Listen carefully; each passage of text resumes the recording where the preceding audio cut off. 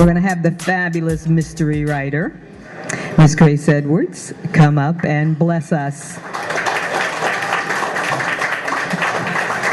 I'm enamored of Grace. You know, she writes such great books. I'm a mystery fan, and I love her work. Come on up.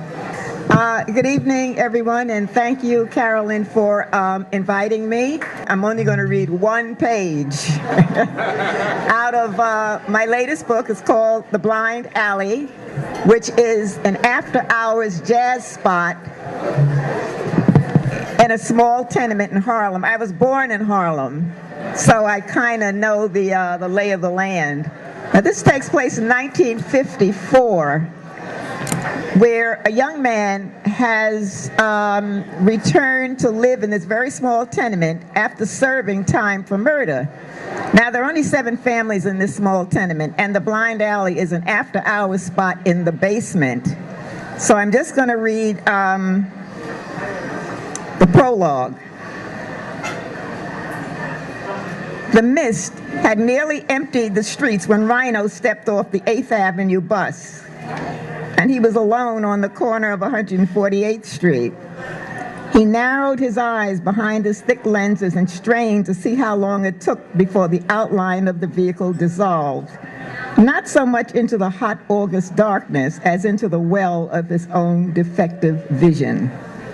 The bus lumbered uptown and out of sight, yet he lingered, caught now by the on-off neon flash from the Peacock Bar and Grill across the street.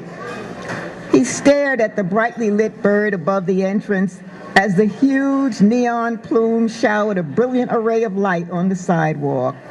And one of the feathers in the plume lit out of sequence, stayed brighter longer, and seemed to turn off when it felt like it.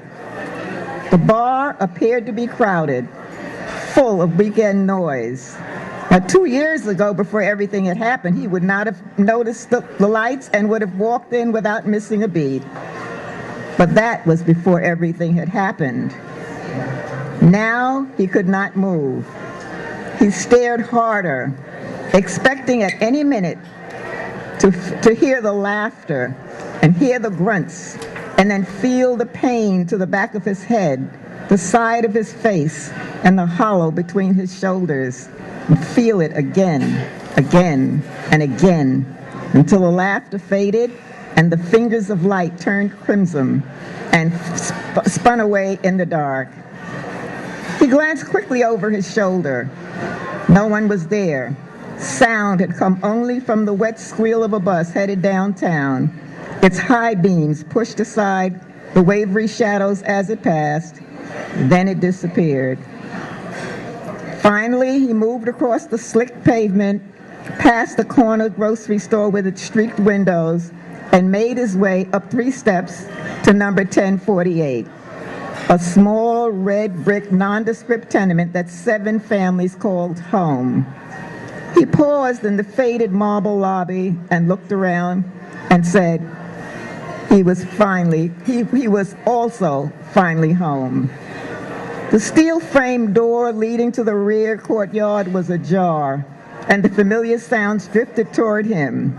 Piano, horn, and scattered drum rolls, muted by the rainwater trickling through the drain pipe. The notes seemed deliberate and disjointed, as if the musicians had given up practice and were experimenting in some private place. The pause between beats, however, was thick with laughter. He sat on the steps, listening, with his small suitcase resting on his knees.